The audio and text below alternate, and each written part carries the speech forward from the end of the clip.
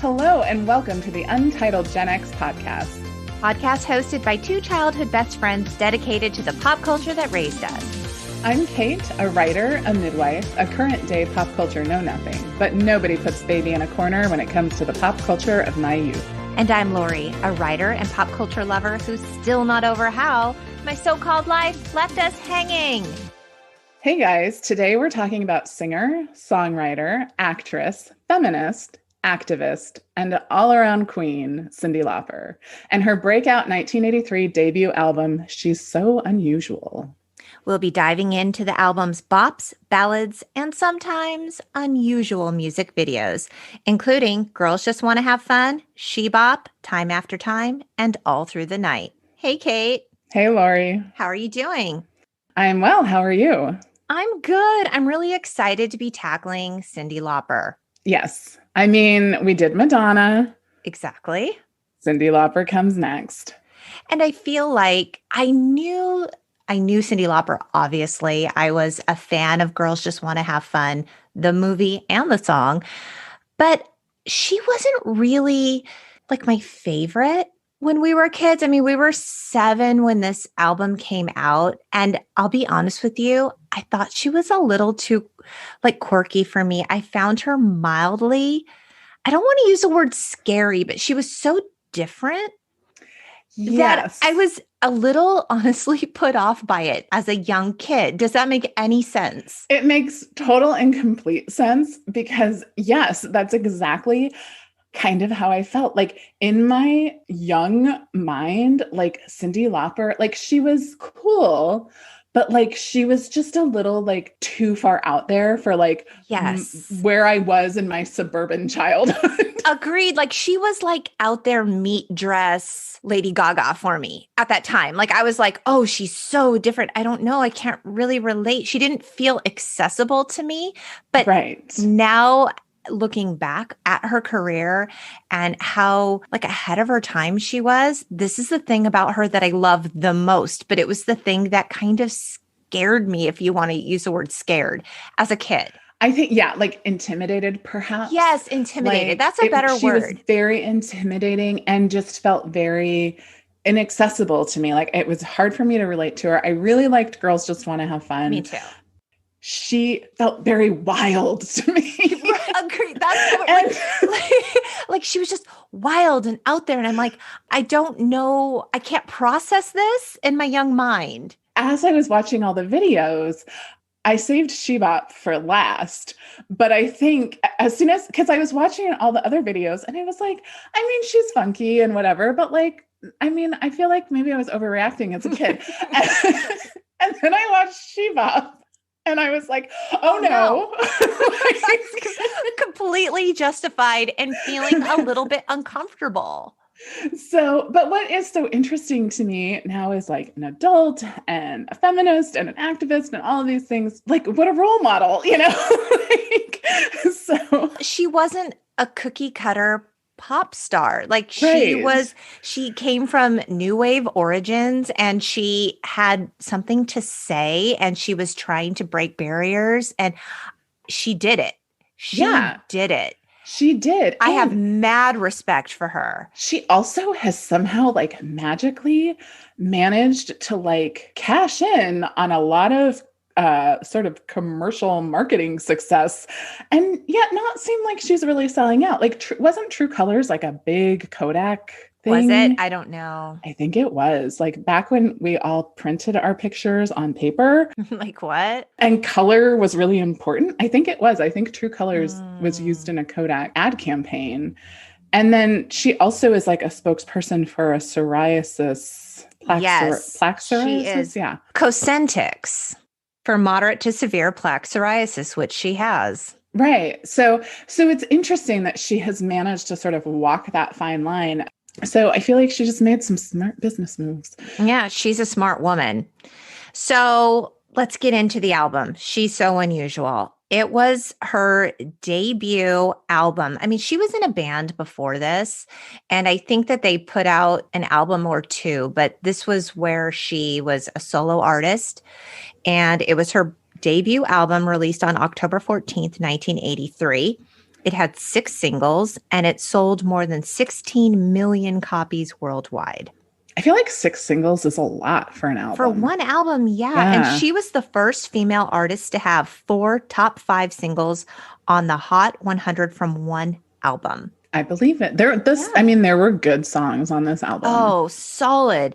And the album peaked at number 4 on the Billboard Top 200.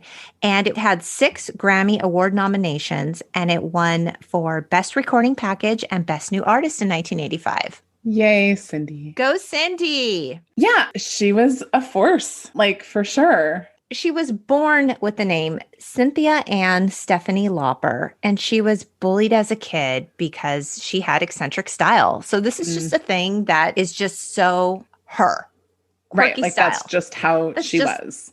The woman that she is. Which I feel like sometimes they try to like market people that way. Yeah, like you manufacture a quirky person, but no, that was true to who she was. Right. And it doesn't ever quite work because like the quirky person isn't truly quirky. But yeah, no, she was just sort of being herself. I mean, it intimidated us, but it worked. We're a little bit afraid of it, but now we appreciate it. We were also quite young. We were quite young and quite suburban. I mean, that's the word, right? We were very, very suburban. We were tucked away in suburbia. We lived on a cul-de-sac. We were very sheltered. Very sheltered. Yeah. So Cyndi was not suburban, though. She grew up in New York and she left home at 17. And she ended up in Canada for a time where she spent 2 weeks in the woods trying to find herself with her dog, Sparkle. I know. I like this story. I, too, have gone to the woods to try to find myself. Not in Canada, because Canada did not want me there. They gave me a very hard time. What happened? I mean, in all fairness, I had a lot of junk in my car. It's a long story. They thought that I was like trying to sneak into their country to live. And I was like, no, I'm just passing through. I was on my way to Acadia National Park. I was going to cut through Canada. I wanted to see Niagara Falls. And they... That's just a testament, though, because clearly that's a thing that was happening in the U.S. at that time. People were trying to escape and live in Canada. Like, they finally let me in. I already paid for my hostel. I'm going to stay here a night, and then I'm going to go back through America. And then the American guy gave me a hard time, too. And I was like, you have to let me back into my own country. So good for her. Good that she was able to go and find herself in the Canadian woods. There you go. And she's just like, when I think about her, she's like a human Rainbow Bright. Yeah, I guess actually Rainbow Bright had a little bit of an edge to her, didn't she? She wasn't all like unicorns and flowers just and so puppy colorful and bright and eccentric. And that's Cyndi. And so the album cover art was photographed on Henderson Walk in Coney Island, New York in the summer of '83 by Annie Leibovitz. Very cool. I think we should start with She Bop because it's definitely the weirdest video. Definitely. It did reach number 3 on the US Billboard Hot 100, but it was such a different sound that it wasn't my favorite. Yeah, I didn't dislike it. It just didn't hold my attention. And also, so there was a lot of controversy about this song that went right over my head. Oh, same. Like when I think about it, like the only lyrics I really knew were the She Bop parts. Right. I didn't know any of the other lyrics. And also, I was today years old when I figured out what this song was actually about, which is female masturbation. Which for 1983, like, wow. That's shocking. The song was inspired by a gay porn magazine called Blue Boy that she found, I think, in the studio. And this song was included on the Parents Music Resource Center's Filthy 15 list, which led to the creation of the Parental Advisory label. Very scandalous, Katie. She recorded the song topless. Oh, like in the recording studio? Recording studio. Interesting. That seems uncomfortable to me. Like I imagine recording studios to be cold. And I feel like back then she probably had like wires everywhere, right? Like, right. But I mean, good for her. Like there's no shame. Free the nipple. And And like, she wouldn't publicly disclose what the song was about. She wanted the young kids to think it was about dancing. Like us, the young kids, like the 7-year-olds. Exactly. She wanted people to think it was Job well done. about dancing, and then later come to the realization of what it was really about. But the video does hint at, I mean, the lyrics, like really, but although I have to say, so I watched the video. Mhm. I think I was like having flashbacks to my youthful, intimidated self because I was like, what's going on? I don't even understand. Like, what is this song even about? like, I had to look it up. I needed help. Right. So then I looked at the show notes because Lori is very prepared and she goes and she does all of this really cool stuff and research, people. So I went and looked at the show notes and I was like, oh. And so then I went back and watched it and I took notes of all of the things. First of all, like it starts out, and I didn't even think about this, but like her car's all steamy and you see her heels up in the air, but she's alone in the car with the magazine. But before we get to that point, let's talk about Burger Clone. So we open on this like futuristic. Doesn't it say like 20 billion sold out? Yes, it says over 20 billion sold out, like a play on McDonald's. Little judgment there. Yeah. Over how many have been served. So it's this like weird restaurant with lines of people going in, like moving in unison. And when they come out of the restaurant, they're all wearing like white polos and white pants and white shoes. And like they're stoically walking in But line. like dingy, like almost like light gray, like not like stark white. Yeah. And it's weird. Like they're all holding cafeteria trays with these like sad, pathetic burgers on them and like a strawberry quick type drink. Okay. So the sad, pathetic burgers. Do you remember the burgers that they used to feed us in middle school? I didn't buy cafeteria lunches. I brought my own. Okay. I mostly brought my own, but I for sure ate a few of the burgers from my middle school. Mm-hmm. And they were like, I think they steamed them. Oh. Like, I feel like they came, maybe they didn't come in bags. Maybe they came in like weird wrapping. And they were probably like 50% soy protein isolate or something. It's just like a big ball of mush because these burgers are sad. No, they were like sad burgers, washed, like, and like the way the burger looks when they put it outside her car window, like that was the middle school burger. Wow. So these burgers looked gross and sad. And this is when we go outside and we see Cyndi alone steaming up the car, and she's looking at a graphic magazine. Yes. Not to be confused with a graphic novel. No, a graphic adult type magazine. Right. So Wiki describes her character as a quirky sexual liberator in this video. And she's reading Beefcake magazine. So she gets out of the car to talk to a biker guy on a motorcycle who's wearing like a moto jacket that says Beefcake Charms on the back. And I was wondering, did you think this was the same guy from the Time After Time video? All of the actors are like in different videos because her mom and the dad from Girls Just Want to Have Fun are in it also. Okay. Well, the mom and Girls Just Want to Have Fun is her real mom. Yeah. But Cyndi looks super cute. Like she's wearing a green bustier and a paperboy hat and, you know, a fluffy skirt like she does with lots of belts. And then did you see this? Like the SWAT, SWAT rolls in with people dressed in like their jammies with rollers in their hair. Yes, this was a recurring theme in a couple of her videos. It's like those sponge rollers. Yes. Which we all knew and loved. Oh, yes. I was a big fan. Not super comfortable to sleep in, but good effect the following day. They worked. But did you notice the SWAT stood for Suburban Wives Against Transgressors? No. Yes. Good catch. Yeah. So then we all of a sudden are at Uncle Siggy's Master Bingo. Master Bingo. Master Bingo. Hosted by Uncle Siggy, Sigmund Freud. Right. And he's like the MC. And he's holding a book that Yes. says id and out. Yes. Which is, you know, a little play on words there. Sure. And Cyndi wins bingo because Cindy's a winner. Yes, because she got to the prize. Yes, she got to the Good job, prize. Cyndi. we see like there's just all these people going into this burger joint, and like Cyndi goes and stands in line and then she gets out. And my question is, are they normal people going in and then zombies coming out? I don't know. I don't really understand. I still, all these years later, not cool enough To get it. to get it. There's a lot of nuance to this video, actually. Like, so then Cyndi jumps in the motorcycle sidecar. Right. Oh, no. At one point, there's a line about vibration. What's the line? Oh, yes. And the little sidecar's vibrating. And that's when I was like, oh, yes. Yeah. Okay. And she jumps in the sidecar and she speeds off. Suddenly, like the motorcycle driver and the setting and everything is like a drawing. It's like a comic drawing, but Cyndi is in live action. She's still in live action.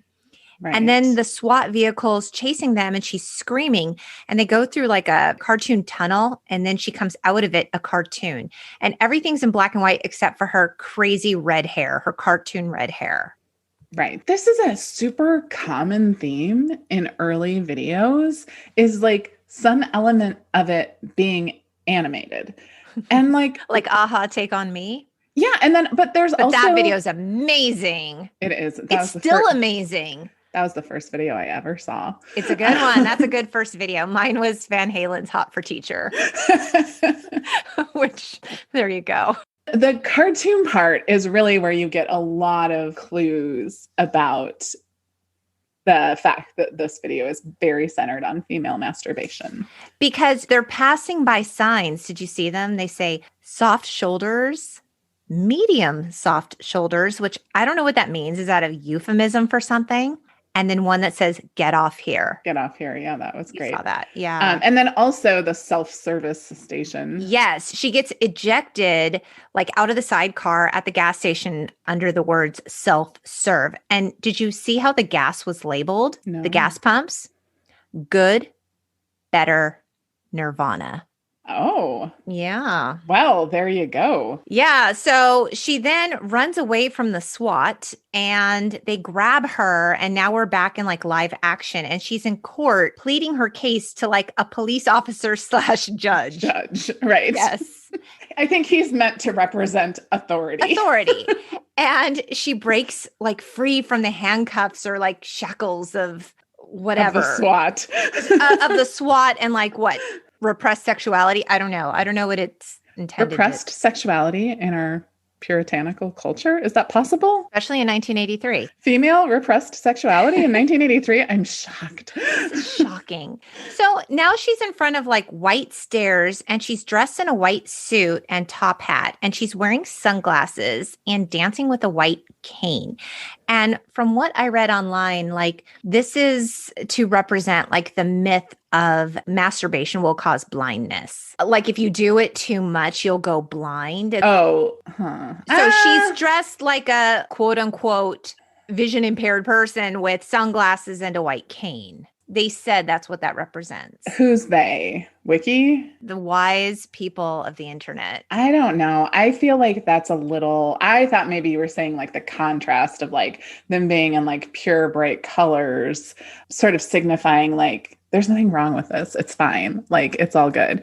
She's joined by the motorcycle guy again, and he's dressed the same as her, like, you know, dressed in white with the sunglasses and the cane. They do a little dance routine. And I like my interpretation, which is that like everybody bops, man. We're all good.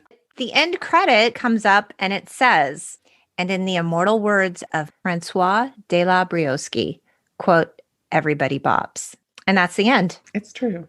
She never publicly addressed what this was about because she wanted radio airplay.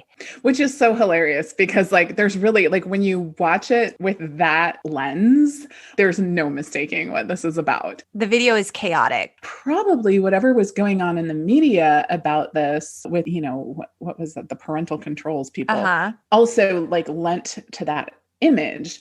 But it's also funny because like if they're all worried about like, oh, kids are going to like pick up on this, probably more people figured out that's what it was about by them making a big deal of it than like I didn't know.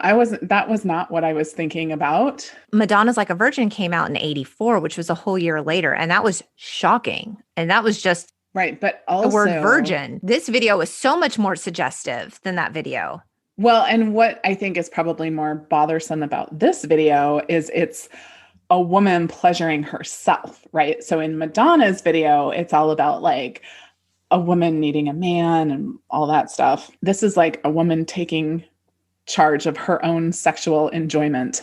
And that's very threatening to some people, I hear. And especially by 1983 standards. So, right. Do you remember when the Surgeon General, Jocelyn Elders, she recommended masturbation as the safest sex, which, let's be honest, people, it is. what year was this? She was the Surgeon General from 1993 to 94. Okay. They gave her a really hard time for recommending that, which just seems crazy. Which is a decade later from when this was released. Go Cyndi Lauper for liberating us all and telling us it's all okay for us to bop. She bop, he bop, we all bop. It's good. In the immortal words of Francois de la Brioski. Right, right. So we have to talk about Girls Just Want to Have Fun because this was really like my true introduction to Cyndi Lauper. Right. We loved the movie when we were kids. I might still have that movie on my bookshelf. It's a good one. It's like almost a feminist anthem. And it's interesting because it was written by Robert Hazard and it was first recorded in 1979 by him. And it was really like written from a male point of view.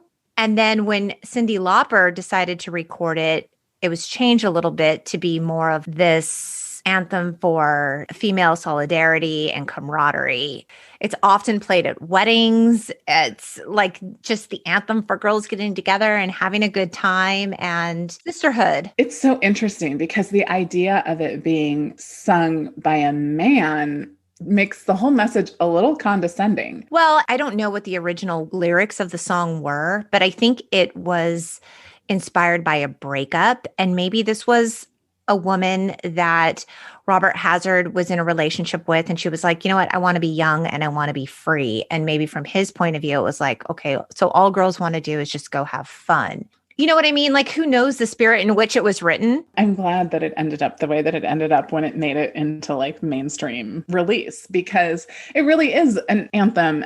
I felt like as a young girl, it was empowering and enjoyable and like silly and all of these things. And so I'm glad that that's how it came out. And I really feel like Cyndi Lauper probably was the appropriate person to do this song, right? Because like it would have had a whole different vibe to it if Madonna had done it, right?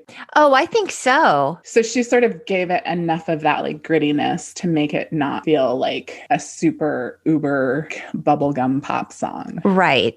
Yeah. And this was the first single released on the album, and it reached number 2 on the Billboard Top 100. And the video won the MTV Video Music Award for Best Female Video in '84. Which is kind of funny because the video, I remember like looking at it and I was like, wow, videos have come a long way since this time.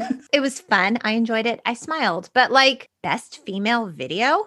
Right. Like, what was the competition? I don't know. Madonna's Like a Virgin came out in '84. Right. Is that video better? I mean, Different. honestly, yeah. Like in terms of like location and like cinematography and all that stuff. Yeah, it was. But who knows when it, I mean, because would that have been eligible for the 84 85? Yeah, I'm not awards? sure. Probably not. It was probably the next year.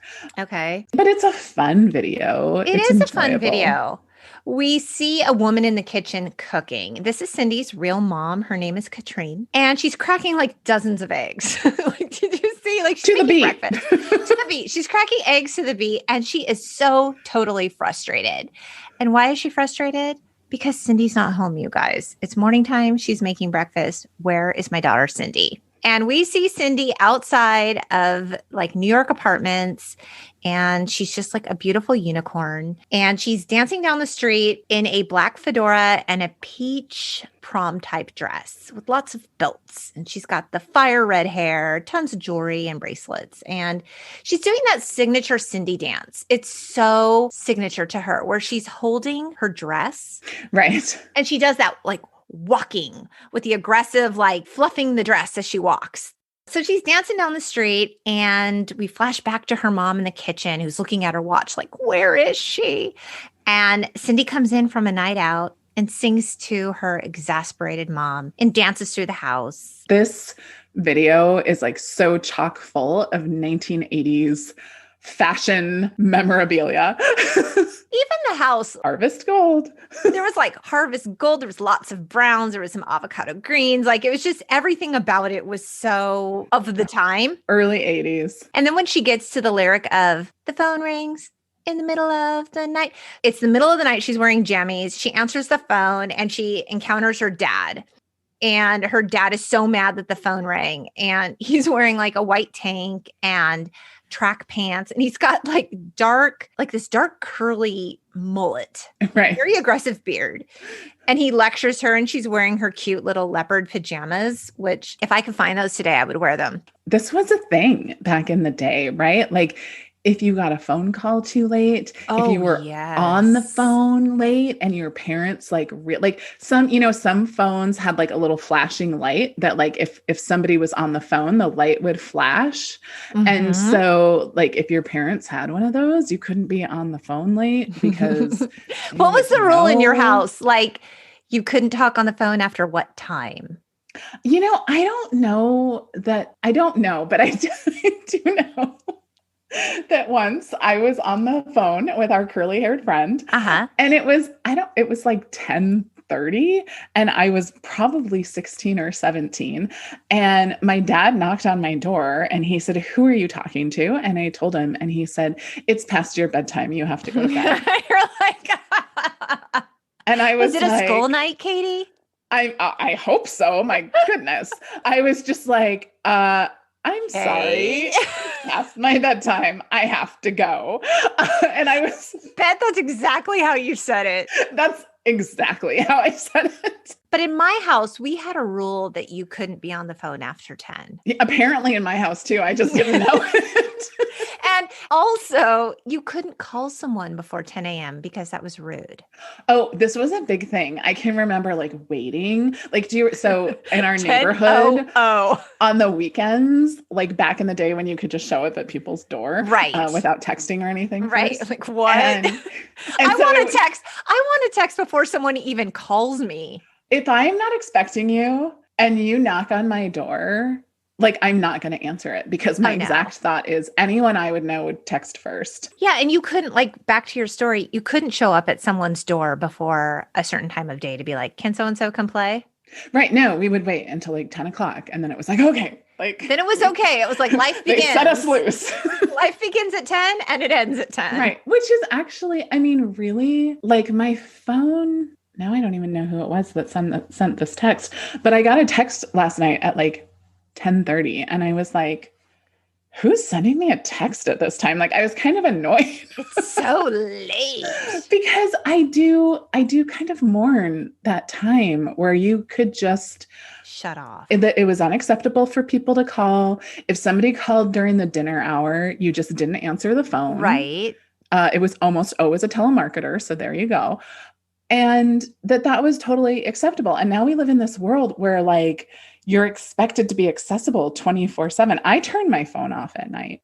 It's smart. Yeah, that constant accessibility with our employers, with the people we know, with the people we don't know. It's exhausting. It is. And I'm done. I have an expiration. Like I am done peopling at about 8 o'clock. Right. Especially now, it's hard for me because I'm so used to spending time by myself that like, it doesn't take a lot for me to get socially overwhelmed. Yeah, I'm exhausted. I started this thing as an introvert. I don't know what I am now. Is there like a new term? Right. Like we've evolved. Like what's more introverted than an introvert? I don't know. But whatever it is, I think I'm that now. Like a hibernating person is what I've become. Yeah, it's super weird. And so the idea of like Cyndi being out all night, I've never been a person who could hang. Never. Even in my quote unquote wildest, which was never wild, days, I get tired.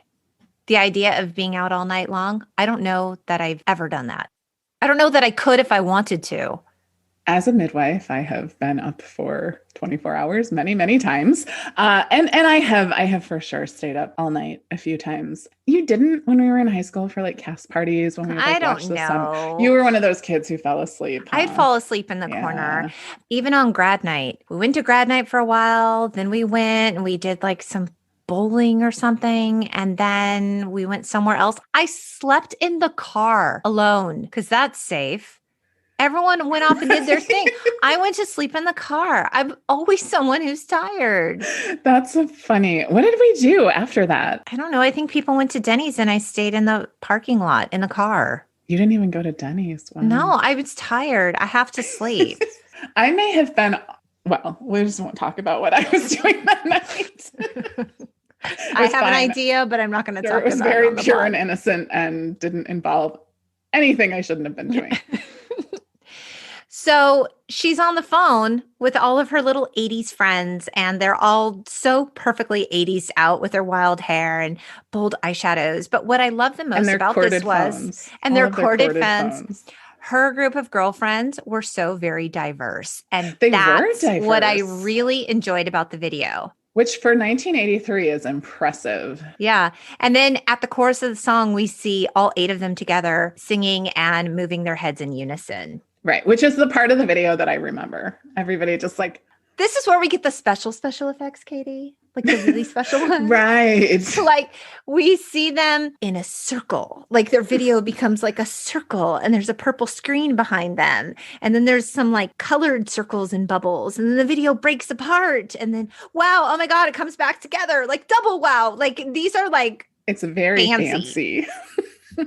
Very fancy. And then we see Cyndi in like a cute straw fedora and a red formal dress. And she's singing into the camera about how some boys take a beautiful girl and hide her away from the rest of the world. And we see like an old movie of a gorilla taking a beautiful woman into a cave. Don't do that, men.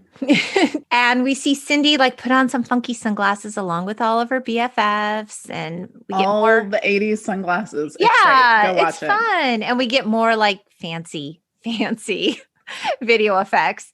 And then all the girls are like dancing through the New York City streets in like a conga line.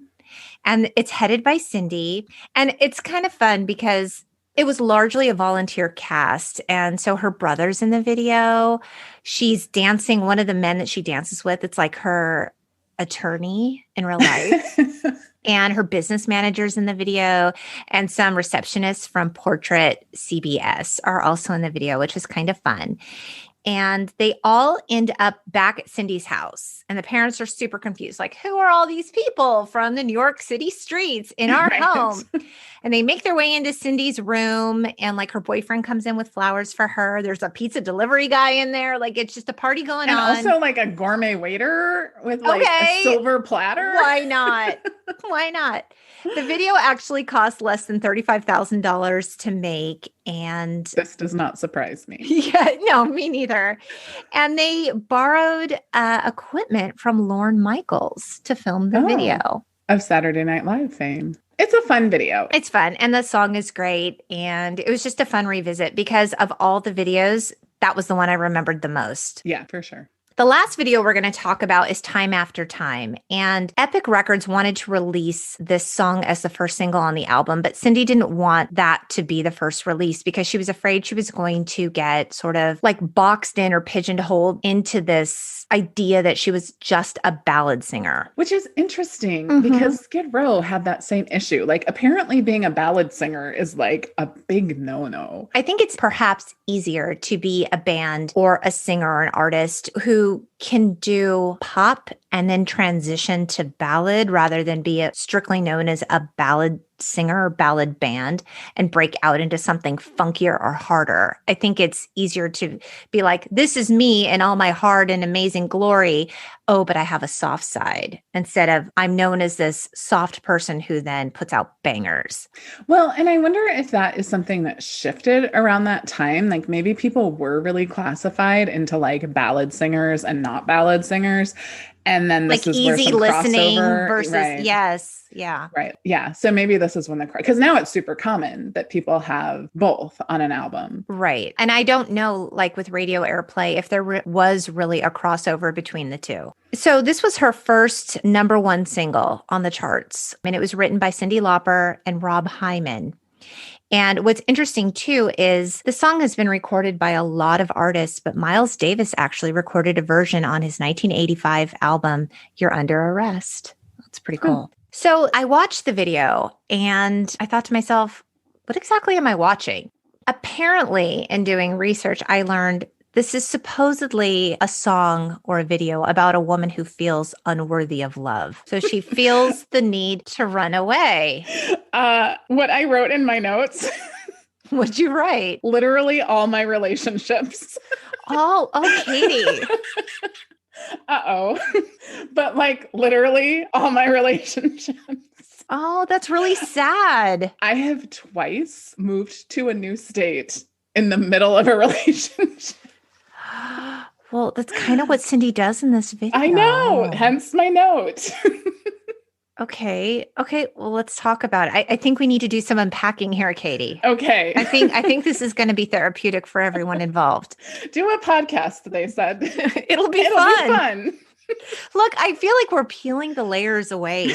We're learning more about you with every episode. Right. Yes. So we open on a trailer in the woods, and Cindy's inside with her sleeping mullet-wearing boyfriend, who I swear to God is the same guy from the She Bop It's totally video. the same guy. Okay. I actually meant to like look up who he was. Yeah, me too. Like, were they in a relationship IRL at the time? Right. Or were they just good friends? Yeah, was he I her don't know. manager? Yeah, is he her attorney? I don't know. Who knows? And she's watching like an old romantic movie while hugging a plastic nipper, that famous dog from like the old, it's that terrier mix dog that's depicted. Is it like the Our Gang dog? No, that's Spot. I don't know. Was it Columbia? Yeah, something like that. I know advertising, but it's actually that was based on an 1895 painting called His Master's Voice of a terrier mixed dog looking into the Edison Bell cylinder phonograph. So it's that same dog though. She's mouthing the words to the movie.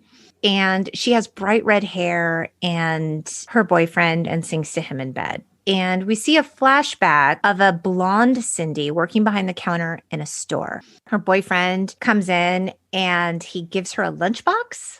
Like yeah, she forgot her lunch at home. Lunch. Okay. Yeah. And he brought her. I'm like, is lunch. She excited that she received this lunchbox as a gift?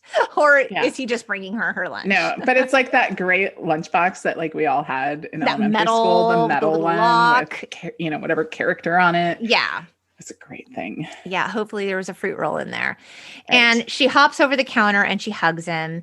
And we see her go into a diner to meet up with him and his friends. And she takes off her hat and she's got bright red hair with like the one side shaved. And she's got the pattern. And he like doesn't like her hair. No, he does not. And he gets mad and she storms off. And she's wearing this like really cool blue shimmer jacket and poofy sparkle skirt. And she's like running off and she sees a hologram, like sort of, right? It's like a hologram of her mom sweeping. And she reaches out to touch her mom. I mean, a hologram makes it sound like Back to the Future. Like, well, I think it's like really a hologram, like it was like a memory, like a memory image, but like a hologram because she goes to touch it and her mom's not there, which I was like, oh my God, her mom died. But her mom didn't die. It's just like a memory. We get another flashback to a blonde Cyndi as a young girl. Which she makes a super believable young girl. Well, I would agree with that except I would say whenever they want to make anyone look young, they're like, put them in overalls, put them in pigtails, put them in a sideways baseball cap. Like it was just so like cliche. And she's sitting at the kitchen table doing her homework with a glass of milk and she hugs her mom who's sweeping. Poor mom, yes, always sweeping. She hugs her mom. It's all very wholesome. And back at the trailer, we see Cyndi like packing a bag and she leaves. And she's got that like giant army type duffel and a hat box. Like, these are the things I'm bringing. My hat box, my giant army duffel, and I'm going to wear cute plaid pants, which fine. And he wakes up and he runs after her and they hug. But back inside the trailer, he helps her pack again. No. That's what I thought too. I was like, what's going on? He's packing his bag. She's helping him pack his I suitcase. thought that, but then he takes her home to say goodbye to her mom Yep. and then takes her to the train station. He was going to go. He was going to go. I missed that. Hence why it's like all of my relationships. I'm very familiar with this story. I did miss that because at first I wrote, she helped him pack. And then when he took her to the train station, I scratched that out and wrote, he helped her pack because she left. So she starts to go, and like all of a sudden he like slows way down and he sets down the suitcase, and she's like, what's going on? I thought you were coming. And he actually mouths, I can't go. He does. I missed that. I can't. And he go. also, the important part too, is that bag stays with him. It doesn't go with her onto the train. I didn't catch that either. So, and I'm not saying that I relate to this scene at all, but I'm not saying I don't. I'm just relate saying to this that scene I at all understood what was going on, perhaps almost intuitively. Wow. Basically, he's like, I can't go. And so the sort of overarching theme that I see from this, which may or may not be colored by my own personal experience, is that she sort of starts expressing herself, right? She starts to become her own woman and have her own priorities. And he's not cool with that. And so she's like, fine, if you're not cool with this, I'm just going to go on my merry way. And he's like, no, wait, you're an awesome girl. I'm going to go with you. But then in the last moment, he's like, nope, I'm sorry. I don't want to do it. And she's like, all right, well, I am my own woman, so I'm going to go.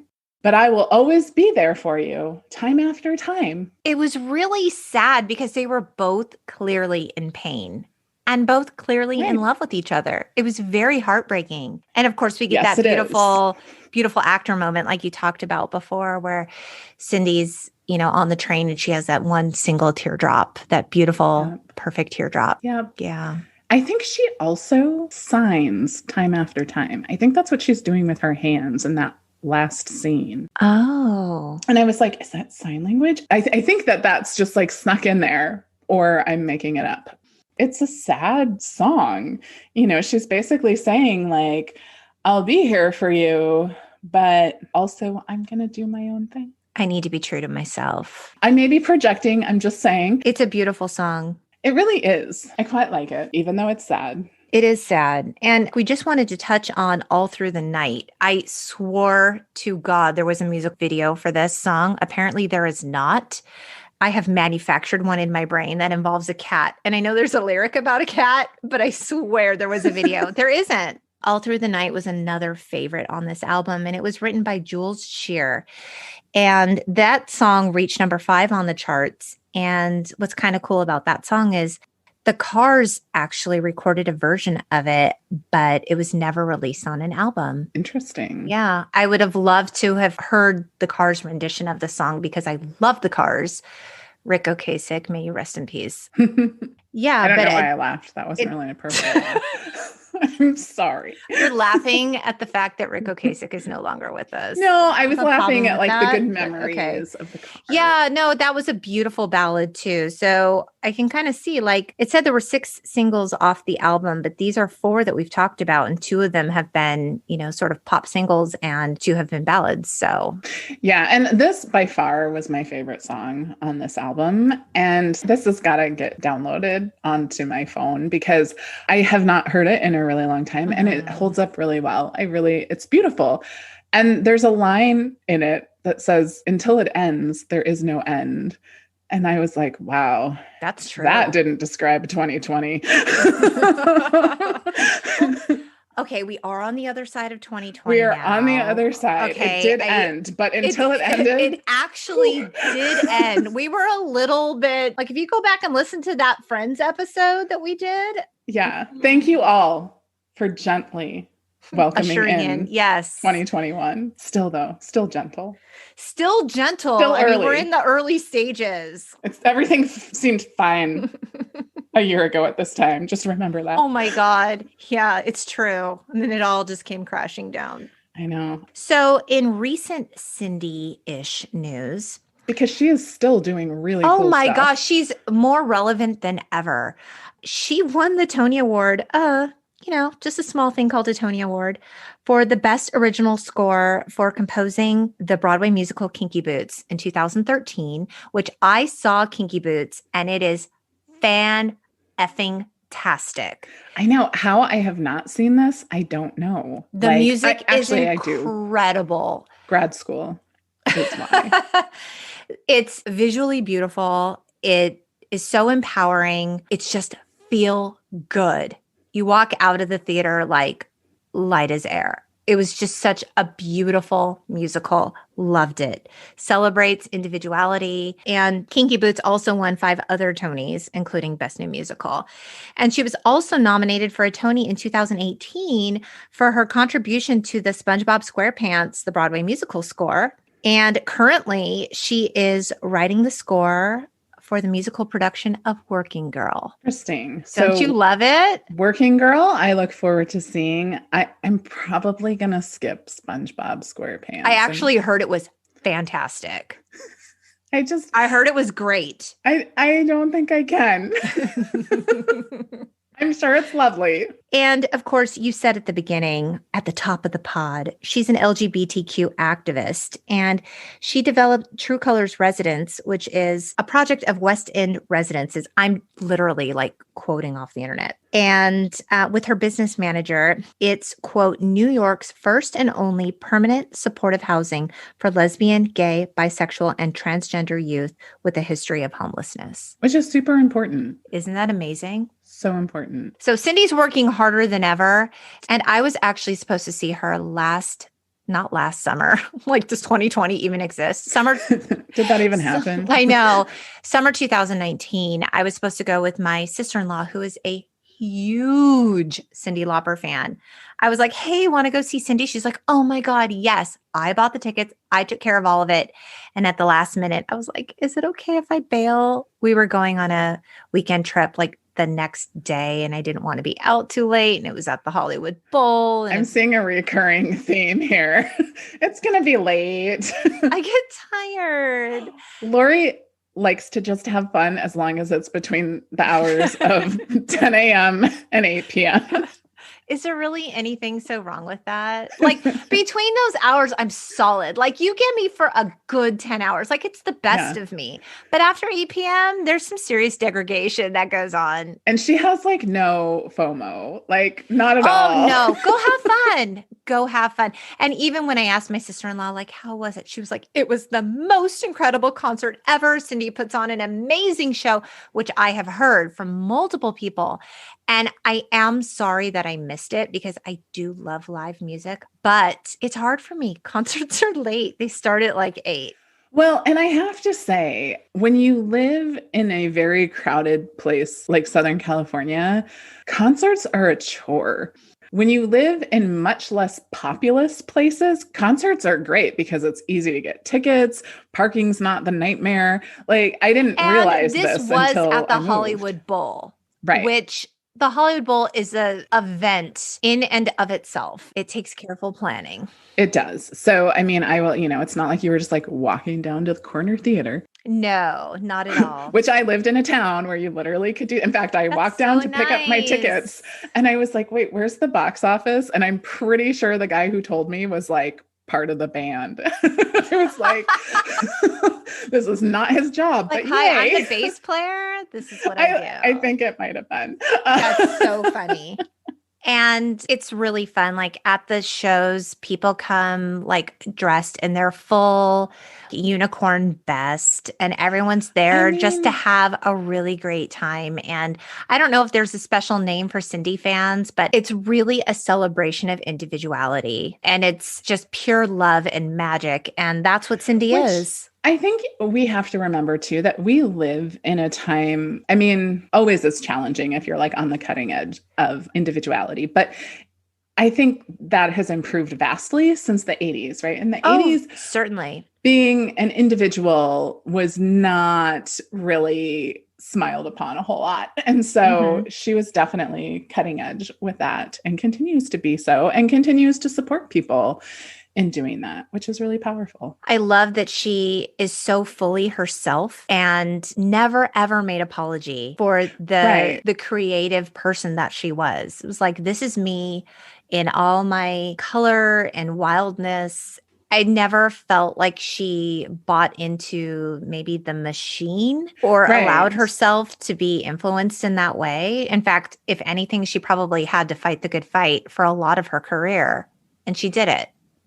Yeah. And I think that that's, as I like think back on her and I think of her now as an adult woman, I think like, wow, like she was a really important role model that I don't know that I acknowledged, like for sure. And she impacted my world and my life, but I don't think that I really appreciated like what a good presence she had and what a good example she has been, particularly in the early 80s when women weren't really encouraged to be kind of their own person doing their own thing. And so thank you, Cyndi. Thank you, Cyndi. We love you. Well, thanks so much for joining us. If you can't wait to hear more, please subscribe so you never miss an episode. And because we are still newbies in this space, if you would leave us a rating and a review wherever you listen, it would mean everything. You can find us on the web at theuntitledgenxpodcast.com. We're also on social media on Instagram and Facebook at The Untitled Gen X Podcast. We hope you keep in touch, beautiful people. Bye. Bye.